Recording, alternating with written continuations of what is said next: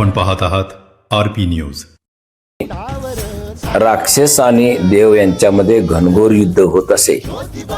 रत्नासुराचा वध केल्यानंतर त्यावेळा देवांच्या लक्षात आले की या दक्षिण भागामध्ये व्याघ्रासुर नावाचा एक राक्षस आहे, तो येथील जनतेला फार त्रास देतो।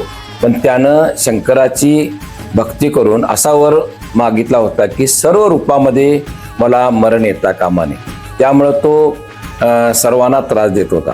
याची कल्पना आल्यानंतर ही जबाबदारी ज्योतिर्लिंगावर म्हणजेच केदारनाथावर सोपवण्यात आली। पण केदारनाथांना त्यांना डायरेक्ट मारता येत नव्हतं, म्हणून त्यांनी भैरीनाथांना त्याचा वध करण्यास सांगितलं। तो वेगवेगळी रूपे बदलत होता आणि ज्यावेळा त्याने बेडकाचं रूप घेतलं त्यावेळा केदारनाथांनी सेनापती भैरवनाथ यांना आदेश दिला की तू सर्प हो आणि त्याला गिळंकृत कर, म्हणजे आपण त्याला मारता येत नाही, गिळंकृत कर। त्यामुळे असा आदेश दिल्यामुळं ताबडतोब भैरवनाथांनी सर्पाचं रूप घेतलं आणि व्याघ्रासुराला गिळंकृत केलं। त्यापासून या गावचे नाव वाघापूर असे पडलेले आहे आणि इथं हा नागपंचमीचा सण त्यामुळं मोठ्या प्रमाणात साजरा करण्यात येतो। वाघापूर तालुका बुधरगड येथील ज्योतिर्लिंग मंदिर हे दक्षिण महाराष्ट्रातील एक अत्यंत जागृत आणि श्रद्धास्थान मानले जाते। ज्योतिर्लिंग मंदिराचा इतिहास आणि धार्मिक महत्त्व खूप मोठे आहे। स्थानिक परंपरा आणि लोकश्रद्धेनुसार या मंदिरातील शिवलिंग मूर्ती स्वयंभू मानली जाते। अनेक दशकापासून परिसरातील भाविक येथे श्रावण महाशिवरात्र आणि नागपंचमीला दर्शनासाठी येतात।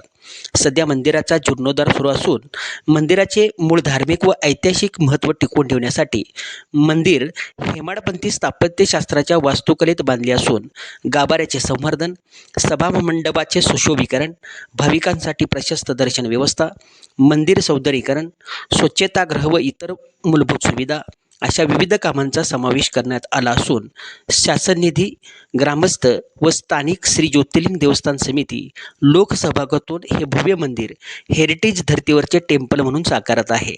नागपंचमी हा या मंदिराचा सर्वात मोठा उत्सव मानला जातो। महाराष्ट्र व कर्नाटक राज्यातून हजारो भाविक या दिवशी अत्यंत श्रद्धेने या दिवशी येत असतात।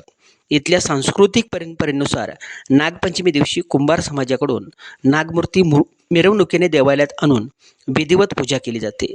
नागपंचमी यात्रेला वाघापुरात भक्तीचा महापूर लोटतो। वाघापूर गावाला यामुळेच विशेष महत्त्व प्राप्त झाले आहे।